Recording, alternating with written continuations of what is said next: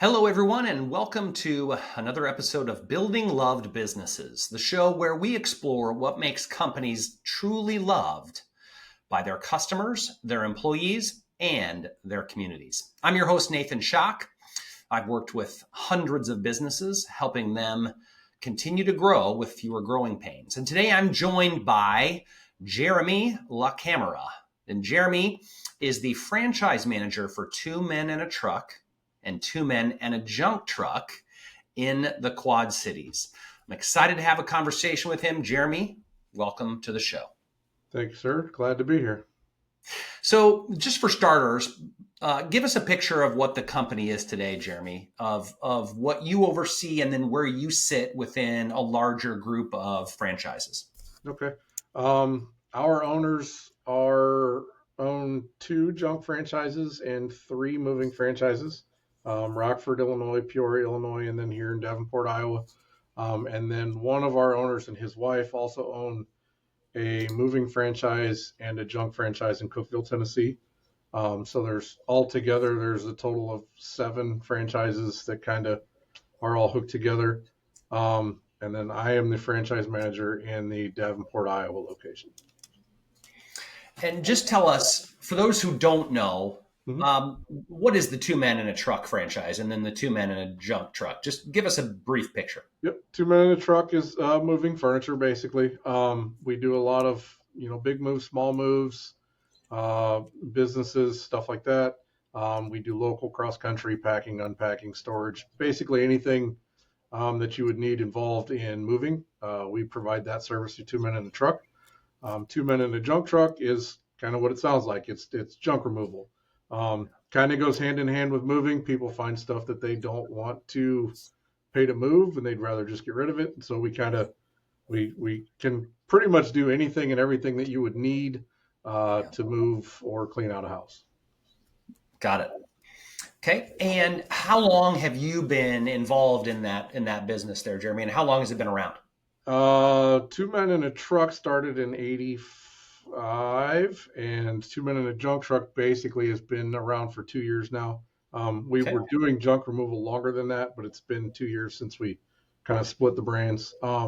I have been in this location for a little over 4 years. Got it. And Two Men and a Truck, is that where it started in your market in 85 or nationally? No, it started in Lansing, Michigan, actually, in 1985. It was a mom who started it for her 2 sons for college summer work. And it just kind of blew up. Love it. Yeah, love those stories. And then when did it come to the Quad Cities? We have been in the Quad Cities since 2005. Okay. And you came. I apologize. 2015. Oh, yeah. 2015. Yeah. All right. And you've been there 4 years, you said, right? Yes, sir. What were you doing before that? I spent 15 years in the garbage business before I was here. So little different, but not at the same time with the junk removal.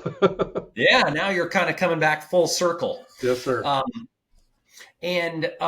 So what did you, over that time in the garbage industry, what did you learn that you brought to this job? I've learned, I got the opportunity to learn from a couple of really good managers, kind of mentored me, I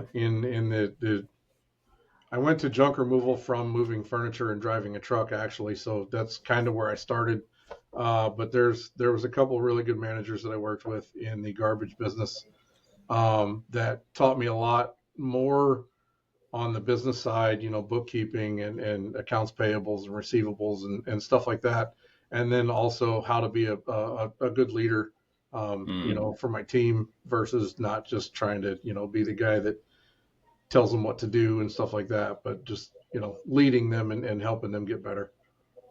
And how did you originally get into driving truck, getting into the garbage industry? What led you to this?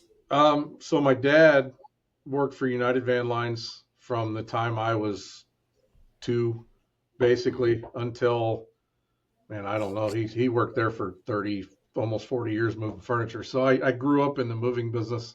It was my summer job. When I turned 10, I was old enough to go on the road with him. That's what I did in the summer times. He paid me cash, so it was kind of nice. I'm making a little money to have in my pocket.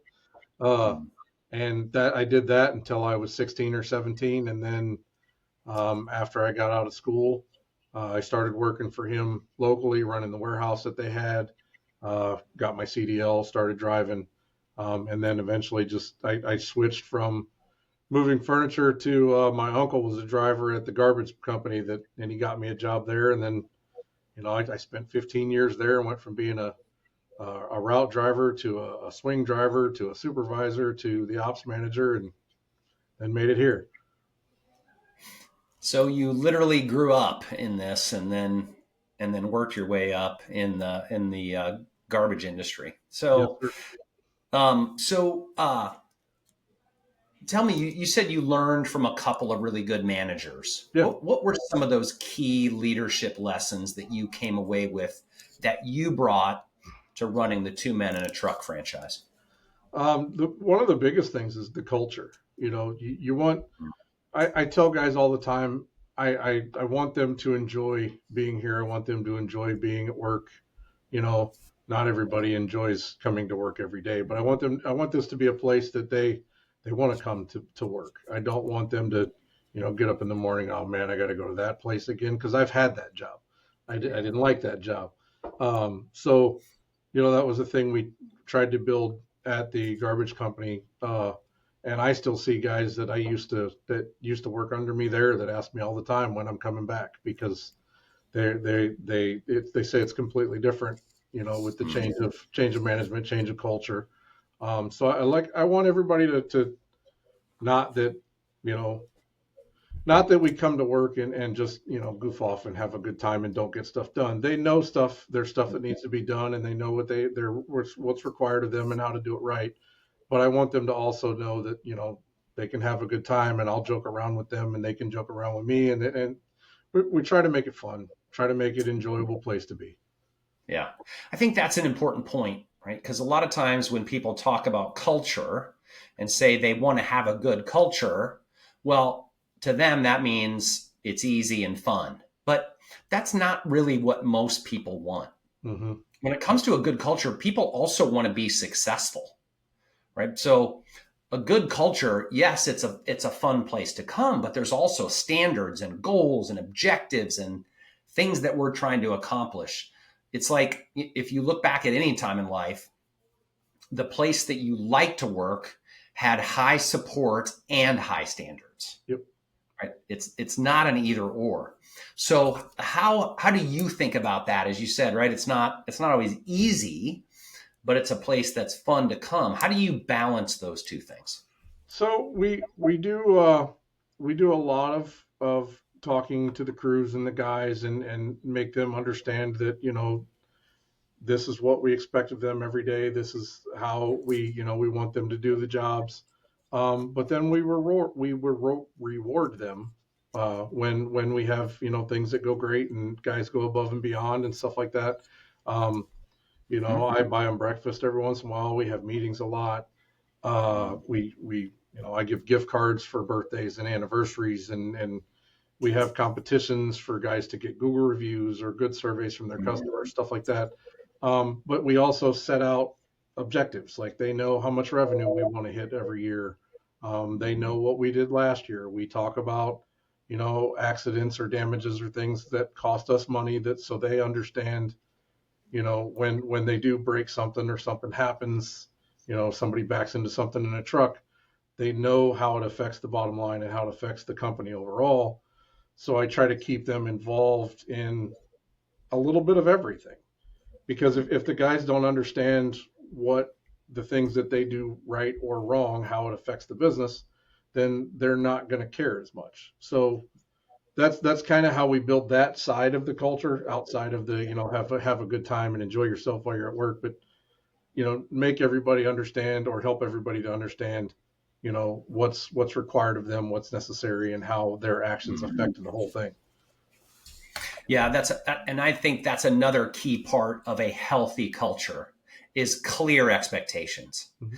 I can't tell you how many businesses I talk to where the people don't really know what's expected of them. They don't know what success looks like. They kind of think they might be doing a good job, but they're not sure, right? Yeah. And anytime you have a lack of clarity, you probably don't have as good a culture as you think you do.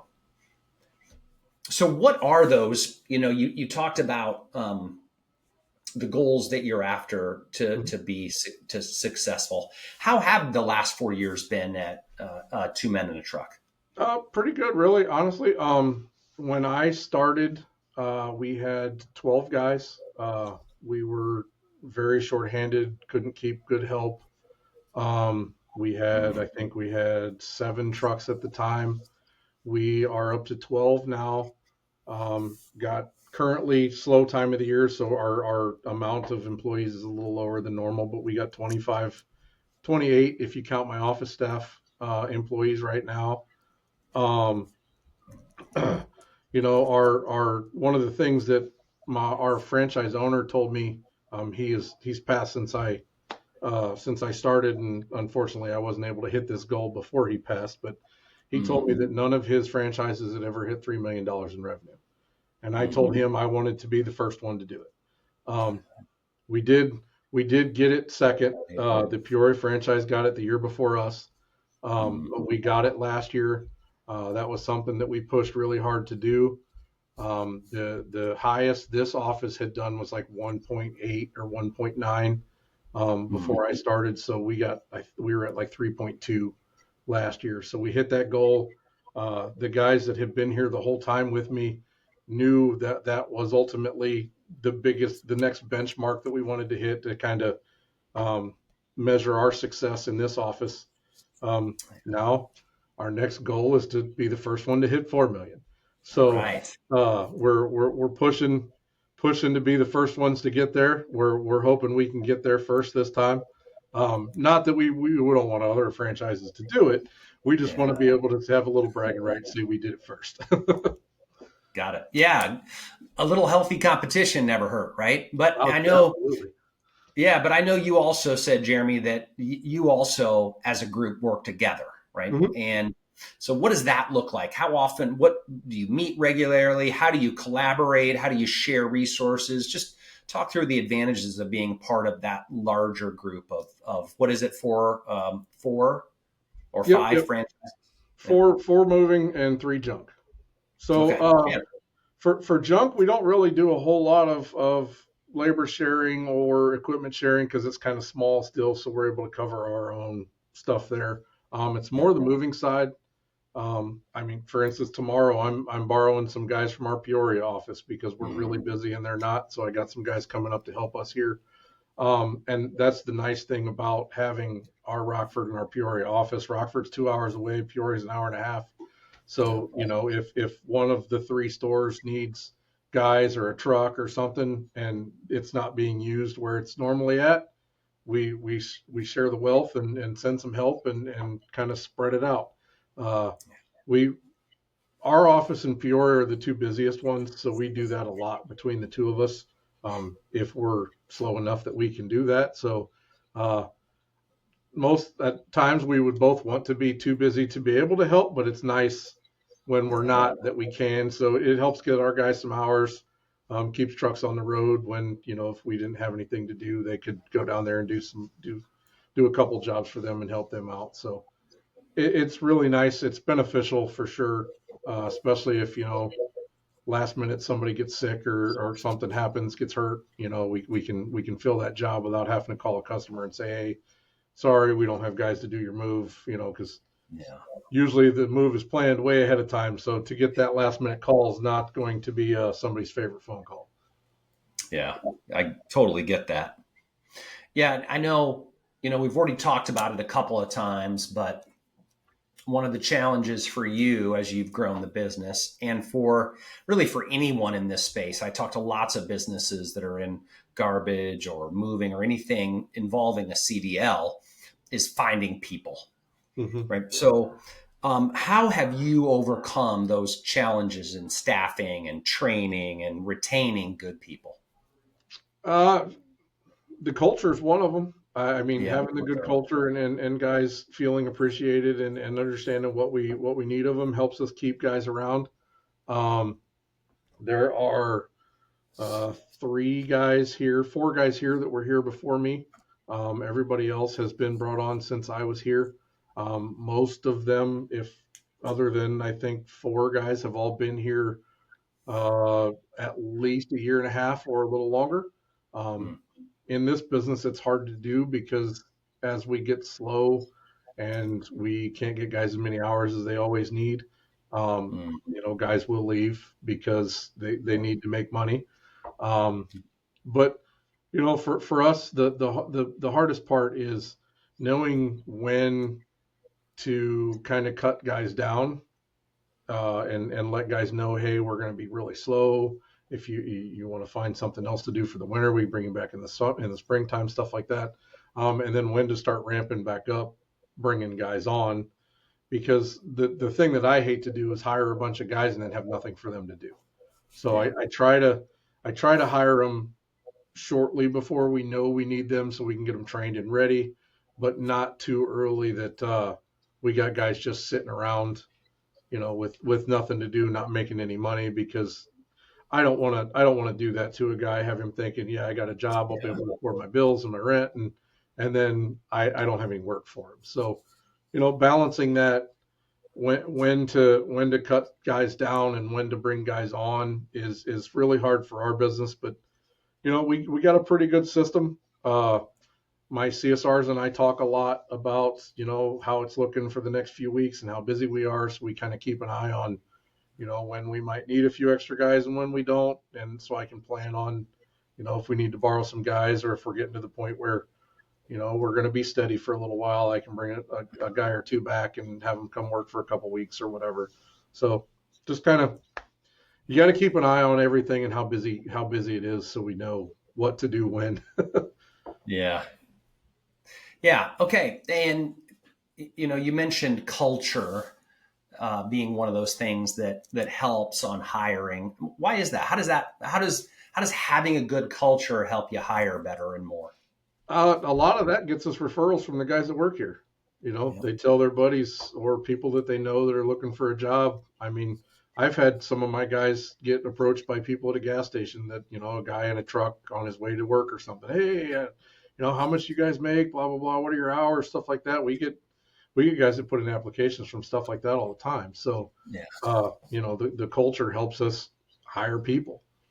yeah, yeah. And I think that stuff you can't hide from that, right? Because whatever that internal culture is, people will notice, people will find out. And this is true. We see this all the time, right? If you don't have that internal culture where people love to work there, well, eventually your customers are not going to love it either, right? Yep. Because if you can't get and keep good people, then you aren't going to get and keep happy customers.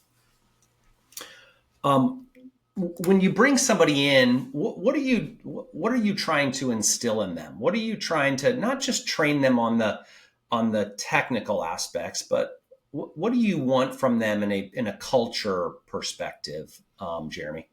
The main thing for us is, we have the grandma rule, 2 men in the truck. It's to treat others like you would want your grandma to be treated. Mm, So, a lot of it's respect. Be respectful of the guys you're working with, be respectful of the customers, be respectful of the community around you. Um, you know, don't do anything that's going to make us as a company look bad. We want to have a good reputation in the company, and or in the community, I should sorry. yeah. And we want people to know that when they call us, that we're going to take care of their stuff, and we're going to be polite, and we're going to come and do our jobs. And moving is a very stressful time for people, especially we get a lot of older people that have been living in a house for 40 or 50 years, and they're really not wanting to leave, but they're for whatever reason they are. Um, so the more relaxed and stress free we can make that situation, the better for them and for everybody involved. So Yeah. that's the biggest part of what we do. Not just that, this is how you pad and wrap something. This is how you move it safely. It's be respectful, come in, do your job, you know, understand that people are going to be stressed out when this happens, and they might not always be the nicest to you while you're there, but we have to mind our P's and Q's, and hold our temper, whether they're being, disrespectful to us or not, and try to just provide them with a good service, and understand that, they're going to tell somebody how their move went, whether Yep. they were pleasant when we were there or not. If we're not, people are going to know. Yeah. And so we need to make sure we do a good job, and try to provide the best service we can every time we're out. Yeah. That's such an important point. I hadn't even thought of that until you said it, right?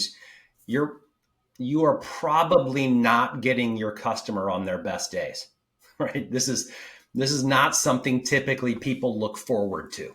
Yes. I think back to my move, our last move, and it's just not fun, right? It's not something you want to do. But if you're not preparing them for that, they might be thrown off guard when someone treats them poorly. But if they respond in the right way, that's going to lead to those positive word of mouth and Google reviews that you talked about earlier. Absolutely. We Okay, we have Jeremy. a So yeah, we have a really good reputation in our area right now, and it took us a while to build that up from when I started, and that's one of the things we tell guys all the time is the best marketing and advertising we can get is people telling their friends and their neighbors that we moved them and did a great job. So that for us is very important. It's very important. yeah. You can't outrun bad word of mouth. You can't outmarket bad word of mouth. Um, so you said earlier your goal is to be the first one, the first of the franchises that across 4 million in annual revenue. What else are your big goals that you're chasing going forward, Jeremy, and how are you going to achieve them? We're just going to try to keep growing. There's our market share could be higher, especially in junk, being that we're new. There's a lot of competition in our area. Hmm? Just trying to, different marketing tactics, different ways to get our name out there. We've tried a lot of things, and we'll continue to try more, and just provide great service and get our name out there, and try to keep growing that. Small goal for the junk side, would be first one to do like 1 million in revenue for junk, because that's kind of a benchmark for us. As we grow the $1 million marks in revenue, um, Hmm. excuse me, uh, and just keep growing. Like Yeah. we've have had talks, the owners, about expanding and opening other locations in new areas, and that would be something that I would love to be here and be a part of and help, open locations and stuff like that, and just watch it get bigger. I mean, I really that's what we want to do. We want it to get bigger. We want it to be more successful. We want to, be able to provide great service wherever we're at, and just move it forward. Yeah. I know when we talked in preparation for this interview, you talked about growing through some partnerships, Hmm. um, working with property managers and realtors, and talk about that a little bit. How do you think about approaching strategic partnerships to grow the business? So basically, it's honestly, it's a lot of cold calling, stopping in, dropping off cards, flyers, brochures. Make sure you start talking to the right person, and Hmm. then when you do, uh, you know, show them and tell them, other partnerships that we have. I like to use ones that we currently have and use them as references, because those people that we work with have no issues with telling other people how great a job we do. So I use them as references. I tell them, what kind of service we can provide. A lot of people don't know what we do or what we offer. They just think of us as a moving company. They don't Hmm. know that we'll do small jobs and packing and unpacking and storage and junk removal, and they don't know the broad picture of 2 men in a truck and 2 men in the junk truck. So, just getting in front of somebody, um, and laying out what we can do, what we can provide, the quality of service that we're going to show up and provide, it goes a long way. And then when we get in the door and they give us a chance, when we back it up, then we can show them that they made a good decision by letting us come in and partner with them and help out. There you go. Another thing you've said that's key for growth, and you've already mentioned it today, is not just word of mouth referrals, but digital referrals, whether that's Locals Love Us or Google. How do you prioritize getting those positive reviews from your customers? And how do you get them to give you those? So one of the things we do for Google reviews is we have a postcard size card that the guys take for every job that they do. They hand it to the customer. It's got a QR code that takes you straight to our page to fill out a Google review. And we want the guys to ask them, is there any reason why you would not give us a 5-star Google review? And if they tell them yes, there's something that they were unhappy with, we try to fix it. So that way, before we leave, the customer is happy and will hopefully give us a 5-star Google review. Obviously, we're not going to get one from everybody because you just can't always make everybody happy. But we've been, knock on wood, we've had a pretty good streak of good Google reviews.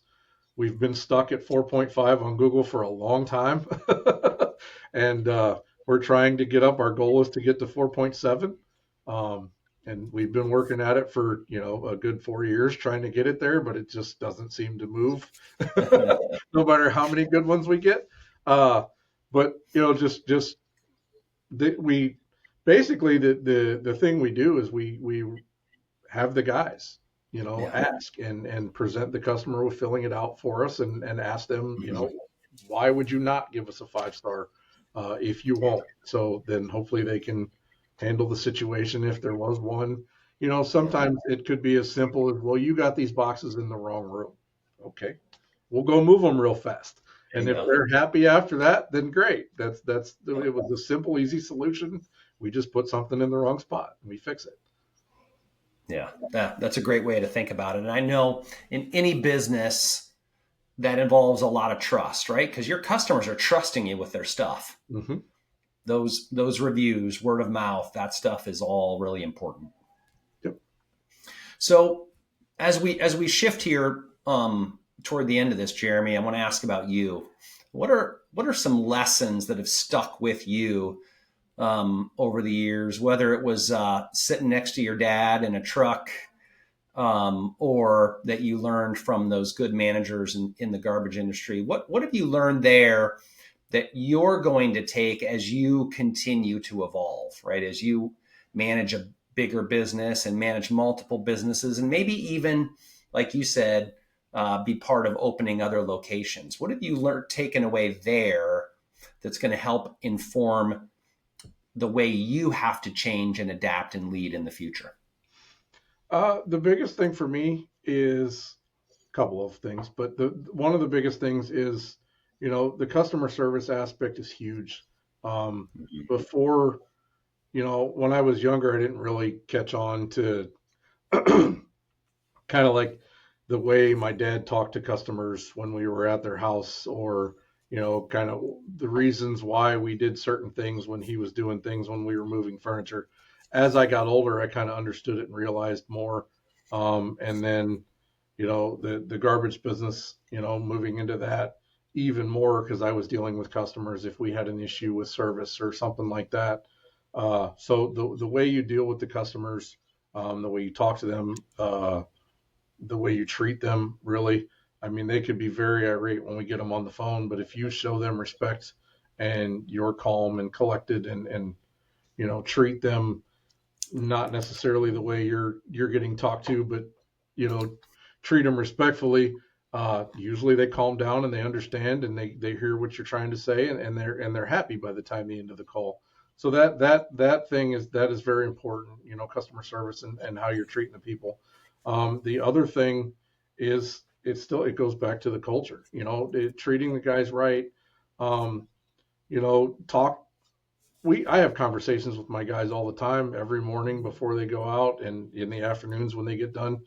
Not 80% of it's probably not work related. It's, how the kids, what are you doing? How the Bears did yesterday, or how, stuff like that. Uh, just build the relationships, have a good relationship with everybody, understand, it'll help you to understand if they don't, they seem off one day, they might have something going on. Um, Little things like that. I mean, it's what's going to help the business grow. It's what's going to make the business better. It's what's going to help me uh, be a better person, a better leader to the guys. Is just, it's not just, I'm not just here to tell people what to do and to make sure they all show up for work. My wife calls me a therapist sometimes because guys will call me and vent about things that are happening at home that have nothing to do with me or work. But I like the fact that they know that I'm willing to learn or to listen and understand and maybe talk them through an issue that they're having. I mean, most of my guys are under 25, so they're a lot younger than me, and I've seen a lot more things than they have, and been through a lot more stuff than they have. So, uh, build the relationships, build the culture, uh, great customer service, and try to provide a product that people are.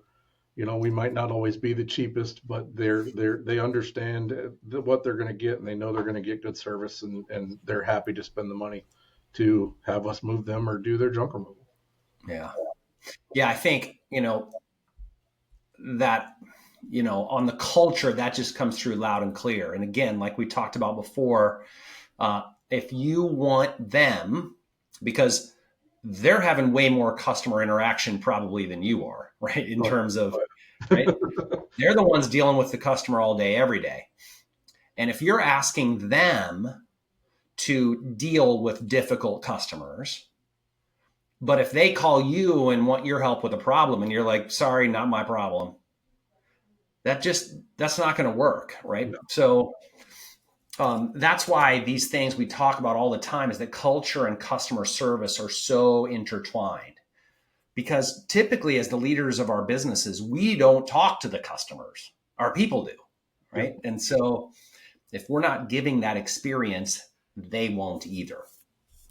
You know what, Jeremy? There's one more thing that occurred to me that that I wanted to talk about here, and that's being in a franchise. Mm-hmm. Right? So, 2 men in a truck, 2 men in a junk truck.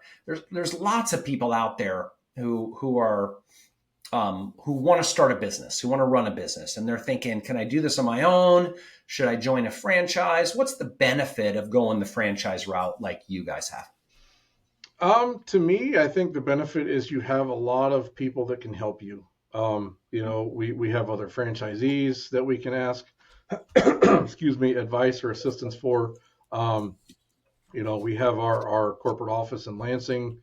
If we need help or advice on how to handle a situation, they also will field calls from customers if they're upset, because they'll call them and then they let us know what's going on.